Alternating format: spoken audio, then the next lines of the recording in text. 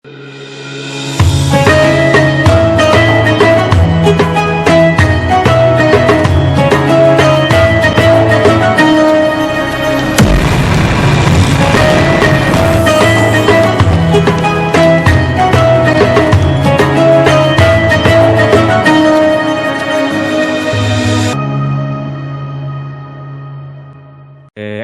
sekalian, pada kesempatan kali ini alhamdulillah kita dipertemukan kembali dalam suasana yang berbeda. Mungkin kita dalam suasana berpuasa di bulan Ramadan, dan mudah-mudahan kalian semua pada saat ini lagi dalam keadaan saum. Nah, seperti itu.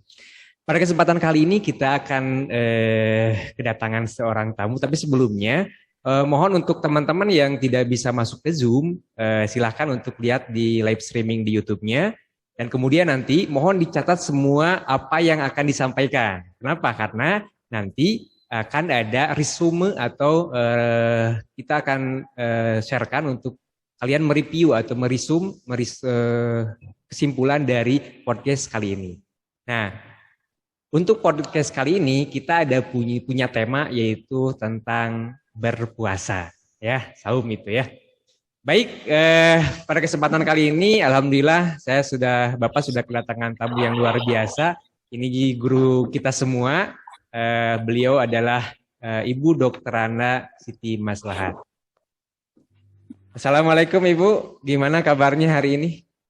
Waalaikumsalam, alhamdulillah sehat walafiat. Oke, baik. Gimana puasanya Ibu? Belum ini? Masih jalan terus, maksudnya belum ada halangannya. Biasanya kan kalau perempuan kan biasanya berbeda sama laki-laki gitu. Tapi Ibu masih alhamdulillah sekarang. Alhamdulillah, karena Ibu sudah tua, sudah stop, tidak ada penghalang. Jadi sekarang mah tinggal istiqomah, mudah-mudahan. Kalau dulu Ibu boleh tahu nggak, kalau misalkan Ibu waktu kecil itu belajar puasa itu dari umur berapa tahun sih? Dulu Ibu belajar puasa beneran gitu ya, berbeda banget nih sama anak-anak sekarang. Kalau anak-anak sekarang, hebat banget, anak TK udah puasanya. Tapi zaman saya dulu, tapi mungkin juga dialami sama Pak Tata ya. Betul. Zaman saya dulu puasa itu kadang-kadang bukan takut sama Allah, takutnya sama ibu atau sama kedua orang tua ya, sama ayah dan ibu. Soalnya usia saya udah waktu itu ya kelas 4 SD. Saya dulu sekolah di sini nih, dekat kampus 1 Cimalaka di SD 3. Pulang sekolah, kebetulan di alun-alun itu ada pohon asem yang besar banget ya. Ceritanya ya namanya orang puasa, apa-apa kayaknya enak banget ya Pak ya. Apalagi zaman dulu kan makanannya masih jarang. Zaman sekarang anak-anak sekarang mana ada yang suka makan asem yang masih pentil, yang masih hijau. Pulang sekolah ngelewatin pohon asem, itu di sana banyak asam yang masih muda. Tapi dah kayaknya tuh menggoda banget, diumpetin, pertama dimasukin ke kantong. Sama saya juga Bu kayak gitu. Sama ya. Kalau dulu di tetangga kan ada jambu air gitu ya. Jadi kalau waktu kecil tuh biasanya kan musuk mulungan gitu. Semua makanan tuh biasanya kalau lagi puasa tuh dikumpul-kumpul gitu. Ya, pas buka ternyata gak kemakan semuanya gitu. Dari usia 4 tahun Ibu udah? Iya, 4 tahun udah belajar puasa, cuman puasanya belum takut sama Allah. Artinya, jadi yang penting mah bilang sama ibu, sama bapak, saya puasa, padahal mah tadi udah makan asem yang dapat mulung dari sekolah. Belum lagi.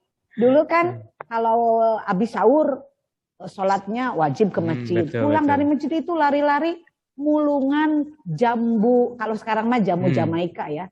Karena memang jarang, jadi masih rebun-rebun mulungan jambu buat buka puasa. Siang-siang sambil ngumpet dicicipin gimana puasa. Makanya anak-anak sekarang mah hebat banget ya. Emang sih kalau wajibnya itu berapa tahun sih Bu kalau kita berpuasa itu ada ini enggak? Iya, kewajiban untuk berpuasa untuk laki-laki dan perempuan itu ditandainya. Kalau perempuan, apabila perempuan sudah menstruasi, artinya dia sudah balik.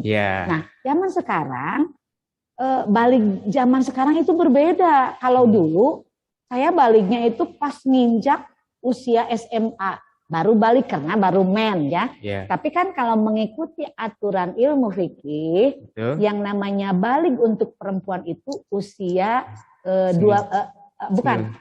tahun. Ya, 12 tahun. Kalau untuk laki-laki 15 tahun. Nah, kalau di zaman sekarang mungkin aturan itu sudah tidak sesuai lagi. Karena anak SD sekarang nih kebanyakannya 9 tahun itu sudah menstruasi, berarti mereka sudah balik dan gitu. Sudah wajib puasa tentunya, betul. Ya. Berbeda dengan baliknya di zaman dulu, karena memang zaman sekarang itu mungkin dari faktor makanan yang betul. Mereka konsumsi, banyak vitaminnya, banyak gizinya, otomatis memang di dalam apa yang dikatakan oleh Nabi juga bahwa usia balik perempuan menstruasinya itu memang dimulainya 9 tahun. Sempurnanya 9 tahun. Makanya kalau dulu mah kan kaget kalau masa 9 tahun itu. 9 tahun udah ada apa. Tapi sekarang terjadi ya.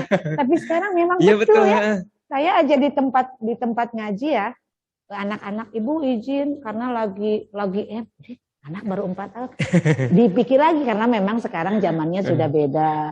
Zaman sudah canggih, zaman semakin maju, makanan juga memang banyak yang bergizi yang mereka konsumsi. Otomatis kepertumbuhannya semakin pesat mungkin. Betul. Oh, jadi kalau misalnya untuk yang perempuan usia 9 tahun dan sudah haid ya Bu ya, kalau untuk laki-laki usia 15 tahun atau yang sudah bermimpi mungkin mimpi basah. Iya. Nah, sekarang juga ada koma lagi ya untuk zaman sekarang ya buat anak laki-laki, sebab anak laki-laki di zaman sekarang dengan pengaruh alat teknologi, dengan pengaruh teknologi canggih di zaman sekarang kan yang demam HP bukan saja orang tua ya. Betul. Bahkan di HP yang mereka miliki, orang tua mah HP-nya yang biasa-biasa saja, tapi mereka mah HP-nya itu makin canggih. Dan dari kecanggihan alat komunikasi yang mereka gunakan, meskipun kadang-kadang secara tidak langsung ada yang lewat apa itu ya. Betul. Nah, dengan kemajuan teknologi tersebut, dengan kemajuan zaman tersebut, memang di sisi lain kita diuntungkan, betul, dimudahkan dalam segala hal. Tetapi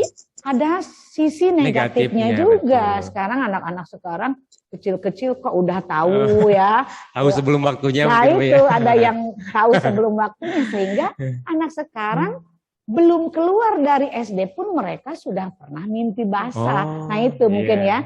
Jadi kalau mengikuti hukum yang ada di dalam ilmu fikih, usia 15 tahun yang ditentukan di ilmu fikih untuk sekarang mungkin sudah tidak berlaku lagi ya.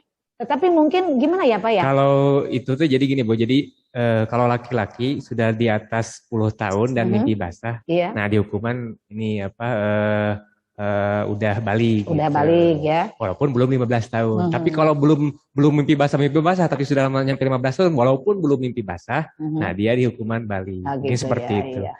Nah, di sini kalau misalkan ini ada yang bertanya mungkin kemarin juga di kelas, Pak gimana kalau saya mimpi basah siang-siang waktu puasa? Aduh ini anak mimpi basah siang-siang puasa. Nah, itu batal ya kalau tidak sengaja begitu. Tidak sengaja. Itu ya yang namanya juga kan mimpi basah siang hari dalam keadaan puasanya tidak batal ya. Okay. Karena memang yang membatalkan puasa intinya itu memasukkan ain dunia ke dalam lubang ya. Jadi ini kan mimpi, itu hanya mimpi, tidak memasukkan sesuatu hanya mimpi saja, jalan aja puasa. Oh jalan saja Bu. Terus ada lagi yang bertanya, Pak saya kemarin berenang kemudian kentut di dalam air tuh gimana? Nah ini, aduh saya gimana puasanya batal atau tidak gitu? Kalau seperti itu gimana Bu? Iya, itu kan memang wacana dari dulu wacana dari dulu. Gimana katanya kalau kentut kita lagi berenang, batal nggak puasanya? Tidak membatalkan puasa. Kita kan apalagi kentutnya tidak disengaja. Tidak mungkin apalagi kalau kita kentut di dalam air, kita pakai celana dalam, pakai kolor lagi kalau laki-laki dan perempuan juga mungkin sama ya. Tidak mungkin kan? Terus yang namanya lubang dubur itu akan membuka, akan terbuka, akan masuk air apabila posisi kita dalam keadaan jongkok. Oh, jongkok. Ya, kalau dalam keadaan jongkok.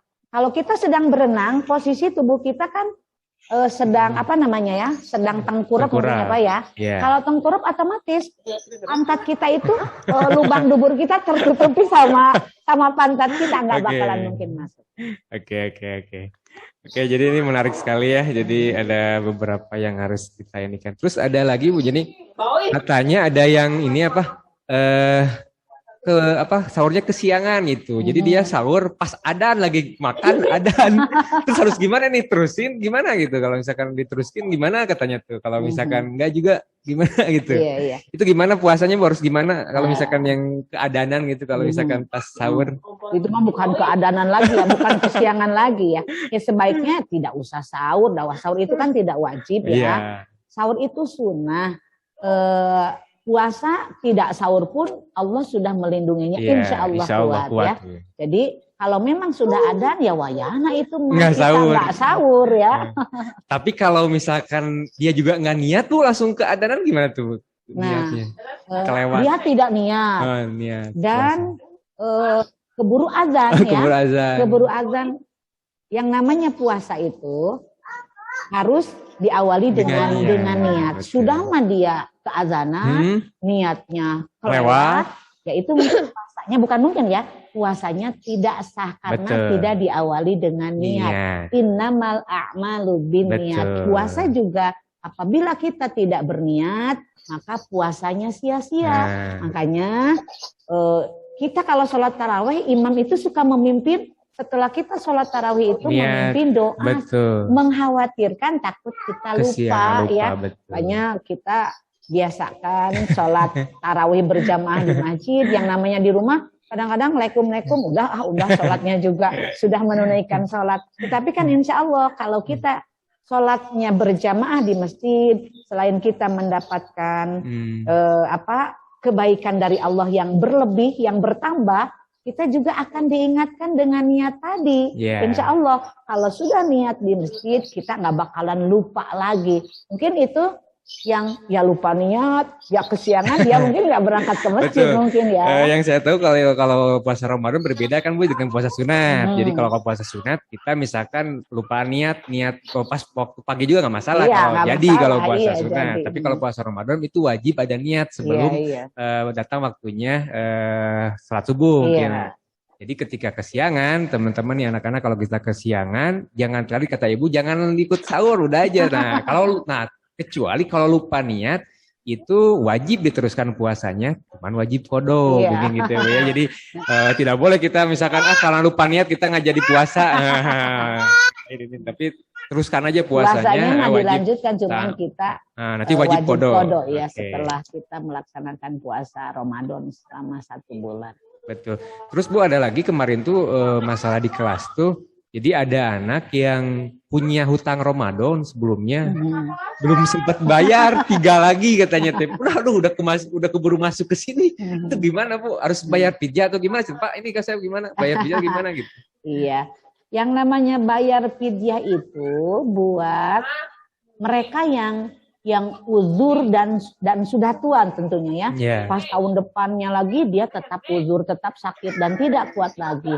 Tetapi kalau usia anak-anak seperti kelas 7, kelas 8, itu mungkin karena malas ya. Jadi kelewatnya itu karena malas. Tetapi kalau dia itu sama utang, kita ingat bahwa utang itu janji ya. Harus apalagi kita puasa, utang sama Allah tetap harus diganti. Jadi meskipun kita sudah kelewat tahun kemarin kita masih punya utang 3 hari, tetap saja kedepannya kita harus dibayar lagi. Dan ada salah satu keterangan bahwa apabila kitanya itu dalam keadaan malas, malas melaksanakan qodho itu, kita itu melaksanakan puasanya itu jadi double karena kitanya malas. Tetapi kalau alasannya uzur gitu ya, meskipun masih muda tapi uzur itu tidak usah didobel ya, tidak didobel, tetap aja kalau 3 hari ya 3 hari. Tapi bagi mereka yang malas yang gitu masih yang struggle yang masih kuat itu wajib diganti. Wajib diganti dan harus Ditambah kalau 3 hari yang yang 3 hari itu jadi ditambah lagi ada salah satu keterangan seperti itu ya. Baik mungkin memang ada sebagian ulama menyatakan bahwasanya ketika kelewat karena memang malas Bu ya. Misalkan 3 hari terus lewat lepas nggak keburu ke kodok terus masuk lagi jadi ada namanya adjustment. Jadi hukumannya salah satunya dengan membayar fidyah gitu. Jadi bayar fidyah tapi wajib juga kodo nanti di sananya gitu. Ya kodo ya fidyah. Ya ada yang bilang ya kodo ya fidyah. Jadi itu memang ada sebagian orang bilang seperti itu. Nah, Ibu kalau misalkan kita ini kan sekarang ada zamannya kita lagi vaksin Bu ya. Nah, itu kalau divaksin itu membatalkan puasa Bu ya. Kita kan disuntik gitu ya. Iya, disuntik ya. Vaksin dan sejenisnya gitu, kita berobat disuntik apapun selain vaksin, pokoknya yang namanya memasukkan sesuatu memang ada dua pendapat ya. Betul. Pendapat yang satu membolehkan. Karena itu tidak langsung ke perut. Bukan lubang yang memang masuk bukan tempatnya. Bukan tempatnya. Tetapi ada lagi buat ulama yang lebih hati-hati ya. Betul. Itu dengan vaksin itu dia puasanya batal, makanya tapi meskipun kalau kita melaksanakan puasa setelah divaksin batal bukan berarti kita harus makan dan minum gitu ya. Kita tetap saja melanjutkan puasa tetapi kita punya utang. Utang 1 hari setelah divaksin gitu. Tetapi ada yang setelah subuh dia tidur lagi sampai jam 9 gitu bangun. Itu seperti apa Bu ininya mungkin pandangan dari Ibu? Tidur pada saat bulan puasa itu merupakan ibadah ya. Sebab orang yang sedang tidur sama seperti orang yang sedang bertasbih itu pada bulan puasa saja ya. Berbeda dengan di bulan-bulan yang lain karena memang bulan puasa merupakan bulan yang penuh keberkahan, bulan yang penuh keistimewaan. Orang yang sedang berpuasa tidur pun dikatakannya seperti orang yang sedang bertasbih. Apalagi kalau misalkan tidurnya berniat bahwasanya dia tidak mau menggibah gitu. Kalau misalkan dia bangun dia ngobrol menghindari betul ya. Lebih baik tidur daripada bangun ketika banyak tetapi mungkin kita akan kehilangan dari fadilah puasa ya. Jadi mentang-mentang tidur itu ibadah tidur aja seharian itu namanya malas ya. Jadi harusnya orang Islam meskipun berpuasa tetap semangat ya. Betul. Teman-teman anak-anak juga walaupun saum tapi tetap harus kuat ya. Harus kuat. Ini di kelas kuat. Mungkin Bapak juga lihat ada anak yang ini aja kayak ngantuk gitu. Mungkin kadang-kadang kalau saya juga bukan membiarkan ya kita maklum ya mungkin dia di keluarganya mungkin sahurnya pemalaman atau gimana. Masih malam udah sahur mungkin ya. Kadang suka ditanya Bu, ini saya nggak tidur Pak, malam ngapain nggak tidur?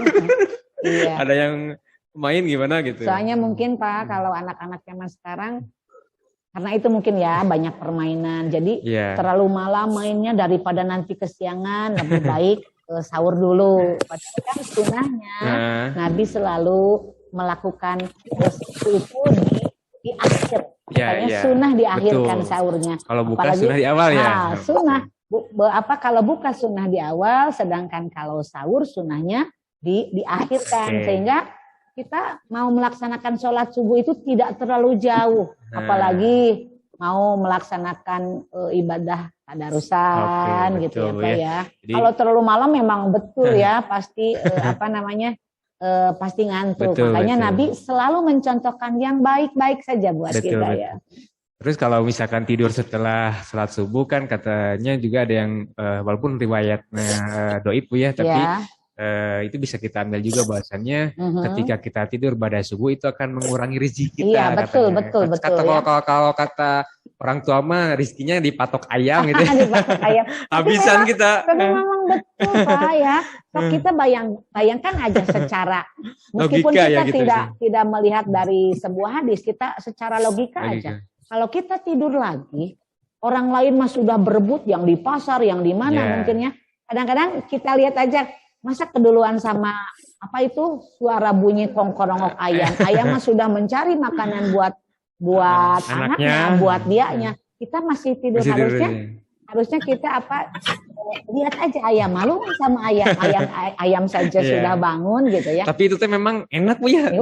Pada subuh tuh nikmat sekali. Nikmat sekali. Bahkan ada yang mengatakan kan, ulama kita mengatakan orang yang selalu membiasakan tidur setelah subuh sampai 40 hari berturut-turut. Selain subuh ada juga kan ba'da asar ya. Maka dia akan gila katanya. Betul, tapi menurut ilmu medis juga memang sama. Sebab ada beberapa termasuk keluarga ibu nih ya. Kalau tidur terlalu sering, bahkan sering tidur menjelang maghrib aja, kepala itu puyeng. Makanya pantesan ya. Ada sebuah hadis mengatakan kalau kita tidur 40 hari berturut-turut setelah asar dan setelah subuh bisa gila. Sebab ada yang mengatakan juga karena kalau kita tidur setelah subuh itu namanya orang yang akan dijadikan oleh Allah itu seorang yang fakir.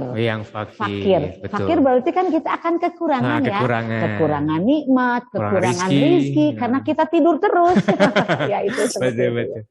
Saya juga pernah Bu mengalami ketika tidur pada asar, memang agak sengaja ya ketika tidur pada asar, pas bangun saya tuh kayak linglung Bu. Jadi belum sholat subuh, padahal itu kan maghrib. Iya betul. Jadi kayak bangun tuh kayak pagi-pagi, padahal ini kan sore gitu. Jadi jangan disengaja gitu ya. Kecuali mungkin kita lelah banget, kelelahan tidur, ketiduran. Kalau ketiduran tidak masalah gitu. Tapi kalau misalkan kita menyengaja tidur pada asar nggak boleh. Karena yang bagus mah tuh sebelum zuhur Bu ya. Iya, sebelum zuhur. 1 jam mungkin sebelum zuhur. Jadi kita cuma kan saat juga nggak lama-lama itu juga kan. Ya, kita umatnya Nabi Muhammad SAW, kita ikutin sunnah Nabi ya. Salah satunya diantaranya tidur sebelum waktu duhur gitu. Tapi kan anak-anak lo mungkin lagi belajar, lagi sekolah, lagi mau melaksanakan sunnah Nabi di sekolah tidur, ya itu mah jangan ya. Mungkin yang terakhir Bung ini apa sih amalan yang terbaik di bulan Ramadan ini kira-kira menurut Ibu? Iya. Amalan yang terbaik dan yang termudah memang kita banyak mengingat Allah, berzikir di antaranya ya. Dan zikir yang paling bagus yaitu membaca Al-Quran. Dan membaca Al-Quran yang bagus yaitu pada saat kita sholat kan ya. Nah, makanya mumpung lagi bulan puasa kita perbanyak membaca Al-Quran. Selain kita tadarusan, tarawihnya juga jangan kelewat. Nah, kita mendengarkan ayat-ayat Al-Quran pada saat kita sholat tarawih itu kan suratnya banyak hampir 13 surat yang dibacakan. Itu juga termasuk amalan yang baik ya. Mudah-mudahan dari sering kita mendengar pada saat kita tarawih, sholat tarawih, kita menjadi hafal ya. Walaupun kita tidak bisa baca Al-Quran. Nah itu keutamaan Al-Quran. Orang yang membaca dengan yang mendengar sama kebaikannya, pahalanya sama. Apalagi itu Pak. Pahala di bulan Ramadan 1 huruf itu kan 10. Kita baru baca surat Al-Fatihah kalimat ayat yang pertama ayat yang pertama saja alhamdulillahirabbil alamin. Itu hurufnya sudah berapa? Kalau kita ingin menghitung-hitung kebaikan ya. Itu kan kita tidak akan menghitung. Mudah-mudahan dari bacaan-bacaan yang kita baca, kita niatkan ibadah bulan suci Ramadan ini. Mudah-mudahan termasuk anak-anak di rumah ya, kita biasakan kita membaca Al-Quran. Mudah-mudahan bacaan Al-Quran menjadi penolong buat kita di akhirat nanti. Iya betul. Dan memang mirisnya kemarin juga, kenapa kita agak miris, saya bilang miris, karena memang ada beberapa dari anak-anak kita, Bu ya, anak-anak didik kita yang memang belum bisa membaca Al-Quran. Ketika di tes ujian praktek itu mereka Bapak nggak bisa, Bapak saya nggak bisa baca Al-Quran. Saya sodorkan lah, misalkan huruf hijaiyah. Ternyata memang huruf hijaiyah juga masih banyak dan yang ketika belum hafal kita tanya kenapa, karena di daerahnya tidak ada, gitu ustadznya katanya udah pindah, ada yang bilang gitu terus jauh. Memang miris sekali ya gitu untuk di daerah. Nah ini Ibu sebagai penggiat mungkin di daerah, wah ini ini sekali sekarang. Jadi memang kita juga sama, saya juga sama punya di sana gitu, di daerah saya juga sama. Ternyata memang anak-anak tuh kebanyakan cenderung mereka tuh ngaji itu setelah lulus sampai SD kelas 6 Bu. Setelah lewat SD kelas 6 dia malu. Padahal belum bisa. Harusnya kan sudah SMP mah ngerasa bisa mungkin atau gimana gitu. Itu gimana kalau Ibu menyikapinya, kalau Ibu mungkin di lingkungan Ibu sendiri masih ada yang SMP atau ini yang memang penyakit seperti itu di tiap-tiap tempat ngaji ya, di MDA gitu, di tempat-tempat ngaji, di masjid juga sama. Kalau sudah SMP itu rasanya udah tamat gitu ngajinya itu, padahal mereka belum bisa, ada yang belum tamat Iqra. Makanya saya secara pribadi untuk kelas 7 meminta jangan merasa malu dengan badan gitu ya. Apalagi sekarang kan kegiatan di sekolah juga jam 12 sudah pulang, kita banyak waktu. Dan biasanya ustadz-ustadz di daerah itu memberikan kelonggaran. Betul. Mereka boleh pilih waktu, mau yang jam 2, mau ambil pada maghrib. Yang penting dari diri anak itu sendiri ada kemauan. Mau ke rumah juga belajar. Boleh kita Maya, welcome. Iya, gitu. betul.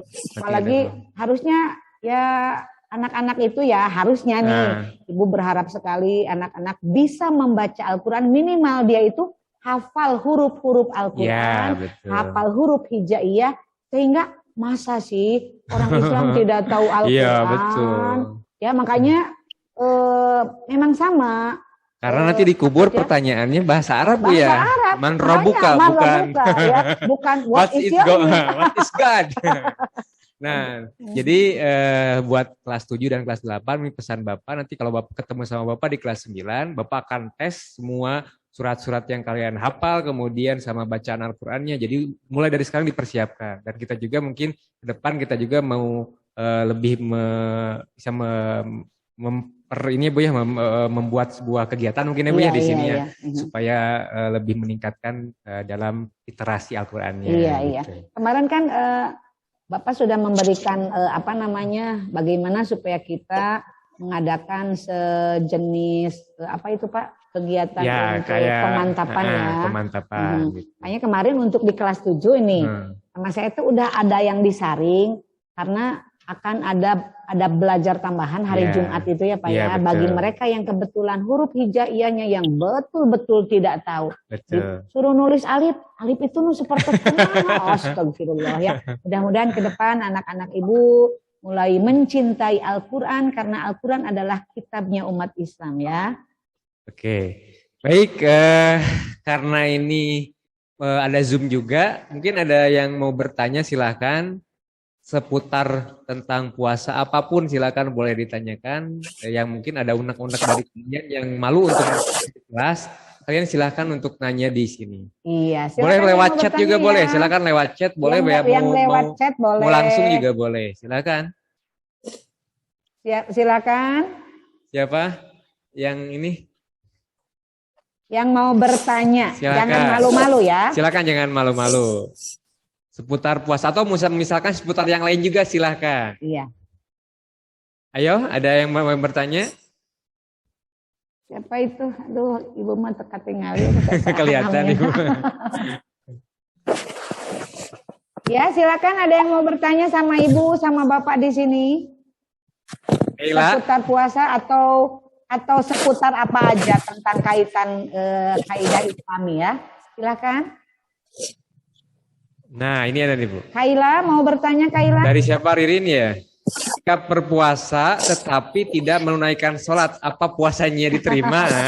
Ini yang umum ya. Bu, saya puasa tapi saya sholatnya bolong-bolong gitu. Silakan sama Bapak dulu dijawab. Oke. Sebenarnya untuk ibadah ini kan berbeda ya antara puasa dengan sholat. Jadi tidak ada keterkaitan antara batalnya ketika tidak sholat jadi batal puasa Bu ya. Iya. Nah, yang jadi masalah itu adalah ketika kita meninggalkan sholat, sedangkan sholat itu adalah tiangnya agama. Jadi istilahnya ketika kita meninggalkan tiangnya, ya berarti bagaimana kita nanti akan mendirikan sebuah agama. Kalau puasa itu misalkan hanya atapnya, dindingnya, tapi tidak ada tiangnya, ya rubuhlah agama kita. Atapnya itu roboh. Nah, atapnya roboh. Kalau kalau hitungan matematis. Untuk sholat itu adalah angka 1, betul Bu ya? Nah, betul, yang lainnya angka 0. Berapapun angka 0-nya, misalkan sampai berderet 1000, angka 0-nya sampai banyak. Sedekahnya kuat, puasanya hebat, hajinya hebat, sholat tidak ada artinya, kosong semuanya. Jadi Sholat itu sangat penting. Intinya, Pak gimana puasanya ini diterima? Kalau soal diterima, nah belum kita nggak tahu juga sebenarnya puasa kita diterima atau tidak juga sama. Kita nggak tahu. Yang penting kita tuh berusaha bahwasannya kita berpuasa sesuai dengan aturan yang diajarkan oleh Rasul, aturan agamanya. Soal diterima atau tidaknya itu urusan Allah Subhanahu Wa Taala. Kita tidak bisa mengetahui. Tapi yang jelas kita gini secara logikanya. Kalau kita menyuguhkan sesuatu ke orang lain, itu yang akan dimakan itu yang sudah masak, betul Bu ya? Betul. Contoh sebab misalkan saya ke rumah ibu teh disuguhan beas dino baskom atau dino abdi dituang moal. Berarti itu ibadahnya terasak gitu, tidak sesuai dengan. Tapi kalau yang sudah benar ibadahnya matang, artinya nasinya sudah matang, ada lauk pauknya dan sebagainya. Oh, puasanya tuh ada niatnya, kemudian sahur dulu, kemudian mencegah dari semua perbuatan yang membatalkan puasa, kemudian ketika berbukanya disegerakan, kemudian tarawihnya lengkap, baca Quran, oh berarti itu lengkap dengan lauk pauknya. Insya Allah saya akan menerimanya karena itu sudah jadi. Nah, logikanya seperti itu Allah juga. Ketika kita beribadah hanya setengah-setengah, setengah-setengah artinya tidak lengkap, mau gimana diterima gitu. Jadi harus lengkap, ibadah terus lengkap ya. Nah, sholat juga sama, usahakan kalian, makanya Bapak dan Ibu juga sering bikin itu ya Bu, selebaran yang masih kalau di kelas 9 masih ini yang sholat itu tiap hari itu ada checklistnya gitu ya. Nah, laporan sholat harian itu suka dikumpulkan tiap sebulan sekali. Yang itu kenapa Bapak bikinnya seperti itu? Apa ribet bukan bikin seperti itu bukan untuk Bapak sebenarnya, bukan untuk Ibu ya, tapi untuk kalian juga gitu dan untuk mengingatkan minimal kalian takut dulu tidak misalnya Pak Abdi mah tesiun ku busi minimal era ku gurunya, malu dulu sama guru gitu. Patuh dulu, taat dulu ya sama guru. Lama-lama gitu. Jadi terbiasa kan ya. Nah, lama-lama taat kepada Allah. Nah, siapa lagi itu? Ada pertanyaan lagi silakan. Fatur. Mana? Berkumur atau memasukkan air ke hidung saat berwudu apakah membatalkan puasa? Nah, mungkin Bu bisa ini. Iya. Nanti ditambahkan juga sama Bapak ya. Ya Fatur, terima kasih ya pertanyaannya. Berkumur saat berpuasa, mau sholat mungkin wudu ya. Yang namanya berkumur-kumur itu di dalam rukun wudu pun tidak masuk, bukan rukun ya. Tidak masuk rukun wudu. Wudu itu wajibnya itu yang masuk rukun wudu itu kita membasuh muka setelah kita niat ya. Jadi tanpa kumur-kumur pun wudu kamu sah. Nah, kalau kita sedang berpuasa berkumur-kumur, kalau dikhawatirkan ketelan ya. Jadi yang namanya ludah itu kan keluar masuk dari dalam dari dalam perut, masuk ke tenggorok. Takutnya itu bekas air kumur-kumur yang nempel ke lidah kita ke bawah ke perut. Makanya ada sebagian ulama yang memakruhkan. Jadi makruh yang namanya berkumur-kumur itu. Kecuali mungkin kita berkumur-kumurnya sebelum menjelang azan. Menjelang azan ya.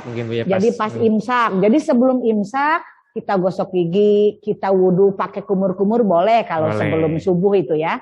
Sebelum subuh boleh, sebelum kita melaksanakan sholat subuh pada imsak itu kita gosok gigi, kumur-kumur boleh. Nah, bagusnya supaya puasa kita itu secara lahir secara lahir itu betul-betul puasanya kita jaga, usahakan tidak usah berkumur-kumur sebab wudu akan sah meskipun tidak berkumur-kumur. Nah. Apabila berkumur-kumur, setelah berkumur-kumur kita jadi segar, itu kan yang dikhawatirkan ya Pak ya. Ketelan segelas Bu ya. Iya, takutnya ketelan itu ya. Meskipun hanya sedikit betul, hanya setetes terbawa oleh air liur kita ke dalam perut. Nah, itu mungkin yang dikhawatirkan oleh para ulama. Betul, karena kehati-hatian. Betul sekali menurut kata Ibu barusan bahwasannya ketika kita mau menjaga kehati-hatian, alangkah baik kita tinggalkan. Walaupun itu kan sunnah gitu. Jangan sampai kalau kata orang tua mah orang mudah sunnah tapi ninggalkan wajib gitu.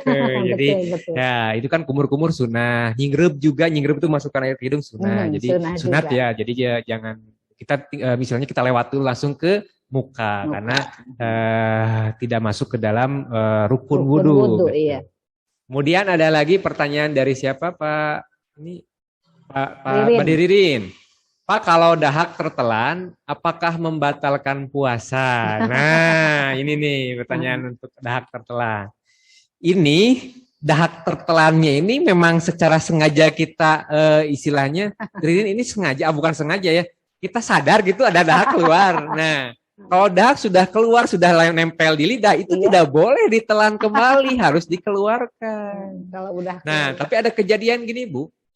Ada yang naik motor, helmnya dibuka, terus dia lagi nguap, lagi puasa, masuk ini lalat masuk atau rametuk ya. Iya, iya. Nah gimana kedah kumaha? Oh, secara fikih itu kan masuknya tidak disengaja. Iya. Kalau menurut fikih, kalau dia telan, puasanya tidak batal. Tapi kalau dia keluarkan secara dipaksa, dia justru akan batal. Kenapa? Karena ketika masuknya tidak sengaja dan keluarnya itu disengaja. Nah, sedangkan muntah disengaja itu batal. Nah, jadi seperti itu. Kalau misalkan ini dahaknya sudah ada di lidah, kita tahu itu terdahak, dikeluarkan saja. Karena kalau kita tahu dahak, ditelan lagi, nah rasanya apalagi kerasa asin itu ya. Nah, itu bisa membatalkan puasa kalian. Sengaja ditelan ya. Nah. Oke, ada dari Ibu Guru juga ada pertanyaan, silakan. Dari Ibu Guru silakan. Ya, bagus sekali. Dari pemirsa ya juga yang boleh. Yang ada di sini silakan ya. Oh, di sini terima juga kasih banyak. Ya Ririn pertanyaannya. Silakan yang lainnya juga. Sebentar dari Ibu Guru. Silakan Ibu.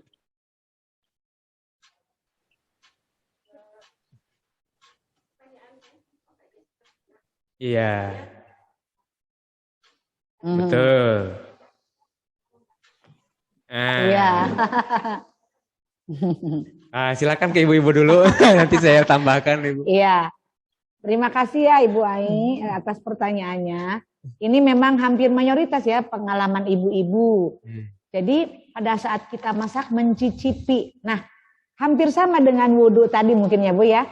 Jadi pada saat kita mencicipi, meskipun sudah dibuang, diludahkan kembali setelah kita mencicipi, takutnya itu di dalam lidah kita ada air liur.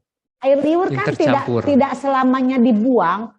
Kalau dulu kita puasa itu mus-mus nyiduh dakar puasa. Tapi zaman sekarang kan yang namanya air liur mah berputar terus Bu ya. Air liur berasal dari perut, segala sesuatu yang berasal dari perut, selagi itu tidak dikeluarkan dengan sengaja oleh tangan kita, itu tidak batal. Yang dikhawatirkannya memang tidak batal, Ibu, hanya makruh ya Bu ya puasanya.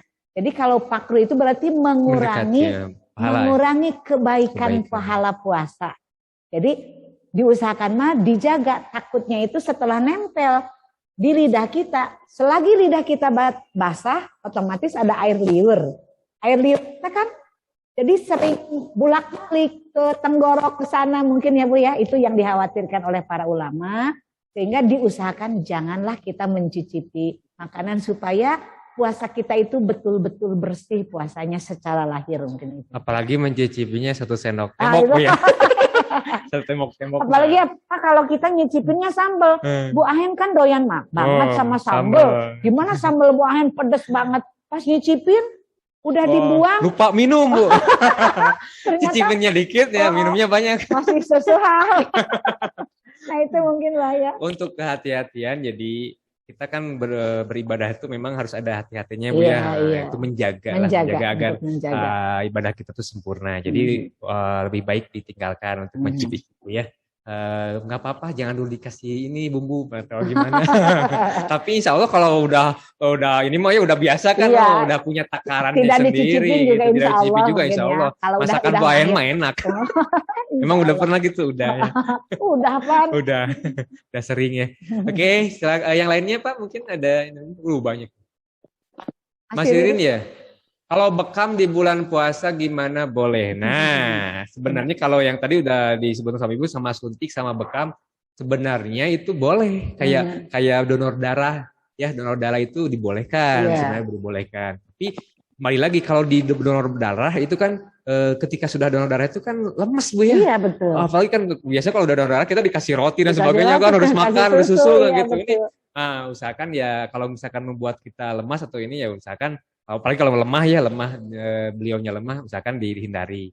Tapi untuk hukumnya sendiri, untuk bekam sama suntik itu sebenarnya tidak membatalkan puasa. Kenapa? Karena masuknya bukan ke lubang yang seharusnya gitu. Iya, betul. Nah, kecuali kalau disuntiknya dari mulut atau dari hidung, dari telinga. Ada kan suntik telinga ya, di lubang-lubang ya. Di lubang-lubang yang 3 itu mungkin itu tidak bisa, atau di lubang di bawah gitu. Jadi tidak boleh masuk sesuatu yang ke dalam lubang yang sudah biasa memang lubang berlubang gitu. Tapi kalau yang bukan berlubang karena kayak kulit kita tidak terlihat kan lubangnya, kita masukkan ini, nah itu tidak jadi masalah gitu. Bekam tidak jadi masalah. Bekam itu mengeluarkan darah ya, tapi dari anggota tubuh yang memang bukan lubang aslinya gitu. Dari pori-pori. Dari pori-pori. Boleh. Ya, lanjut. Ada lagi? Aulia gimana? Makan wudhu tuh membaca niatnya pas membasuh muka. Kalau kita kelupaan terus ingatnya pas sedang membasuh kedua tangan, gimana itu? Nah, silakan Bu, gimana? Ini untuk wudhu. Untuk wudhu. Niatnya itu, lupa niatnya. Lupa. Ya. Niat wudhu memang seharusnya itu, wajibnya itu pada saat kita membasuh muka. Pas saat kita membasuh muka, nawaitul wudu'a. Dalam hati itu ya, dalam hati. Ya. Apalagi kalau kita wudunya di depan WC, nggak boleh itu ya, dibacakan kalimat-kalimat thayyibah di depan WC. Ya, jadi dalam hati saja.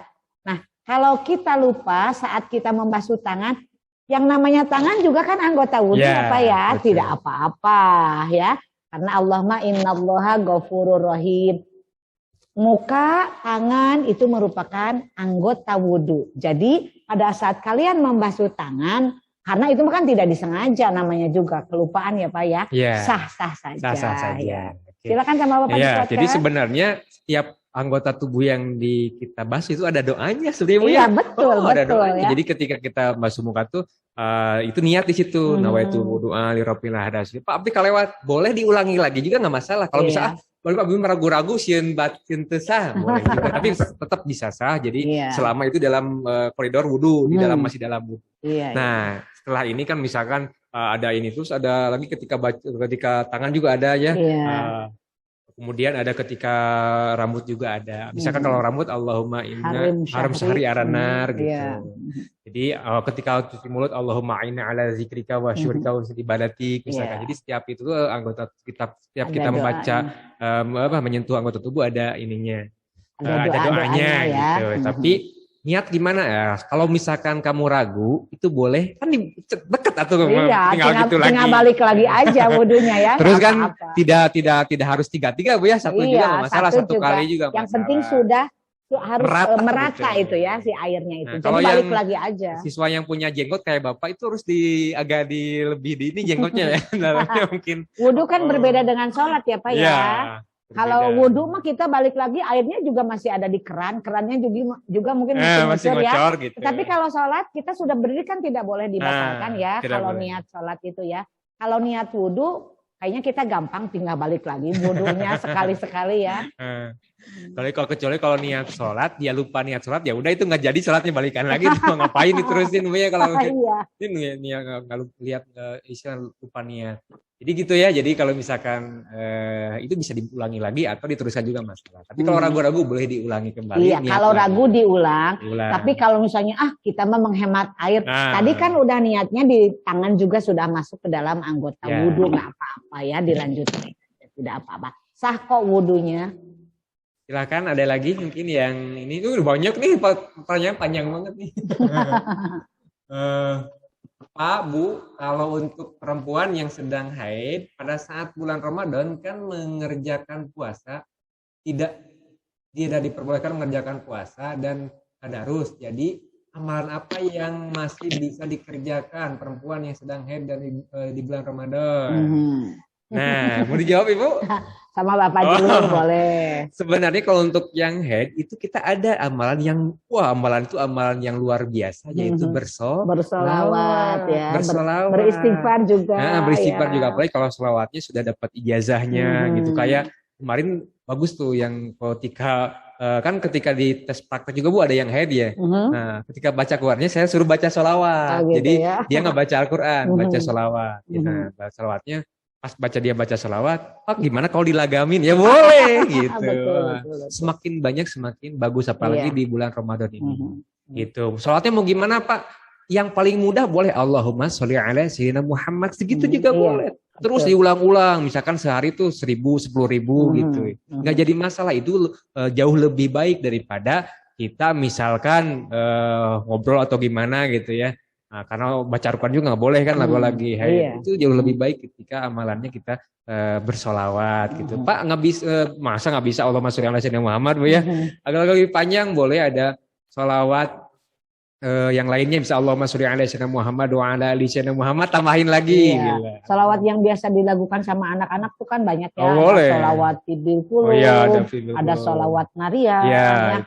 Kadang-kadang kan anak-anak juga ada yang suka tuh sama sholawatnya Nisa Sabian gitu ya. Itu boleh, itu makan dilakukan ya, boleh. Ya, jadi dengan sholawat saja ya, Dita ya barusan. Baik, selanjutnya Tiara. Apa boleh membersihkan telinga pada saat puasa? Nah, gimana Bu membersihkan telinga itu? Pakai korek kuping atau gimana? Nah, kalau untuk membersihkan telinga, kalau untuk bagian luarnya saja itu diperbolehkan. Boleh, betul. Tapi kalau untuk mengorek-korek sampai dalam itu dikhawatirkan bisa membatalkan puasa. Betul, karena masuk sesuatu dari luar ke dalam lubang yang memang. Karena itu termasuk lubang juga ya, lubang telinga. Juga sama. Dan memang itu Pak, kenapa lubang telinga ada yang mengatakan batal puasanya? Karena secara tidak disadari aja ke Bapak, yang namanya THT terhubung ya Bu ya, saling hubung itu. Hidung dan tenggorokan kan tuh ya. Ada dokter THT, hidung, tenggorokan sama telinga memang nyambung. Makanya dari hukum fikih yang mengatakan bahwa memasukkan sesuatu ke dalam telinga, lubang telinga terlalu dalam itu batal.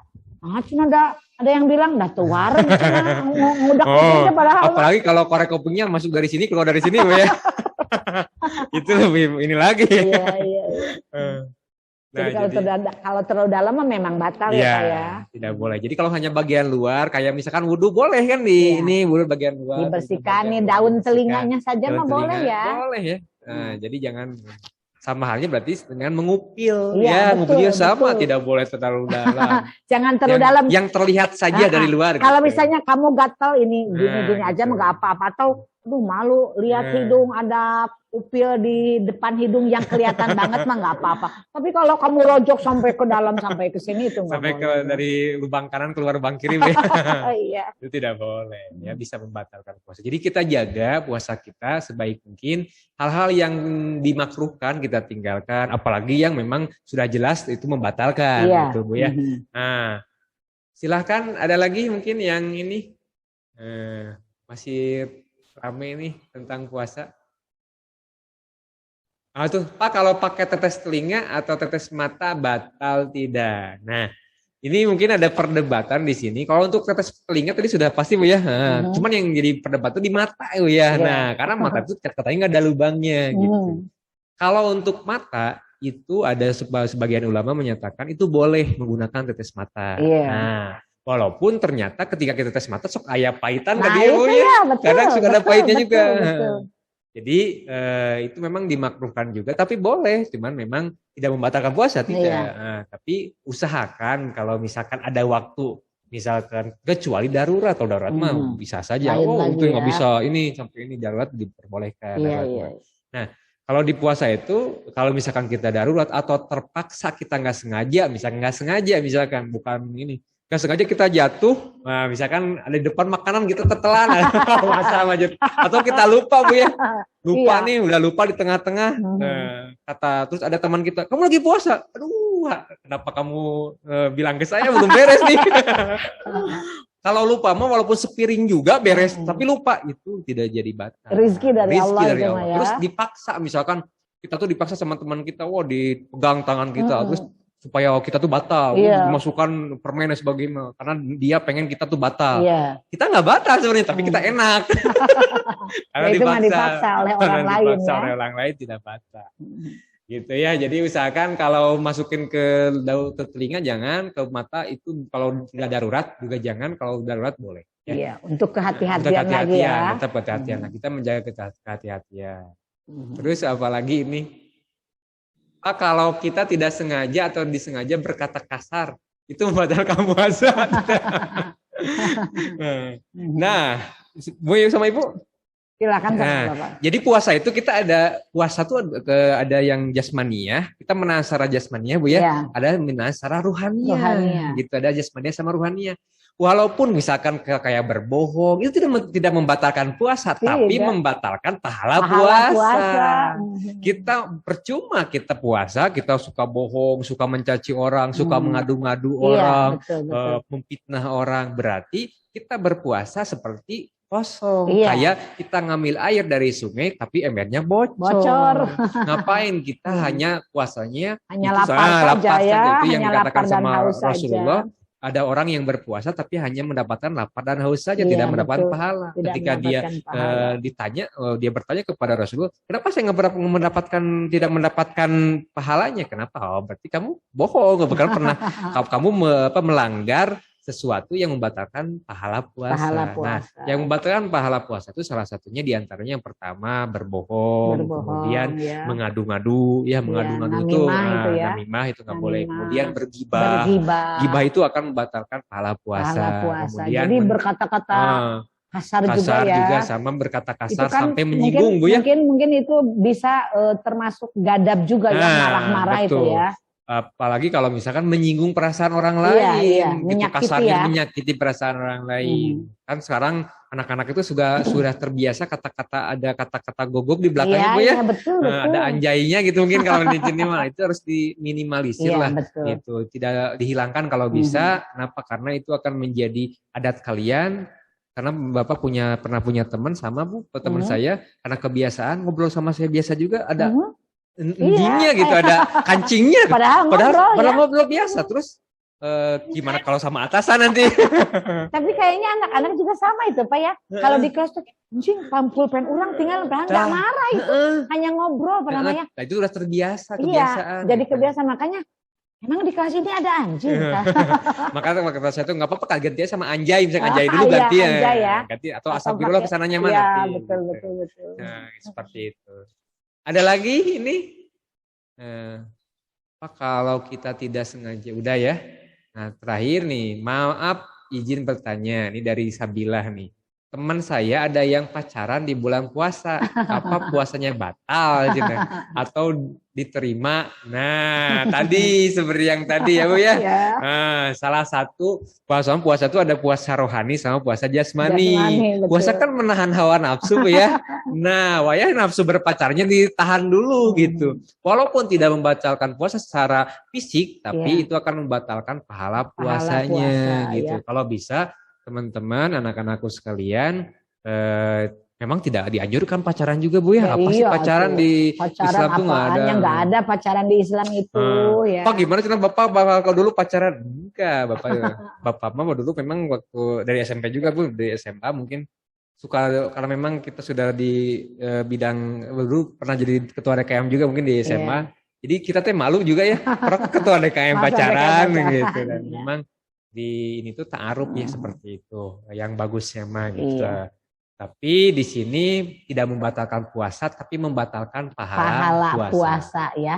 Kita hanya dapat lapar-laparnya saja. Jadi harus menghindari. Jagalah selama bulan suci Ramadan, apalagi memang usia kalian belum masaknya pacaran ya, belum masaknya buat kalian pacaran. Kalau sudah punya penghasilan sendiri, sudah punya rumah, nah itu.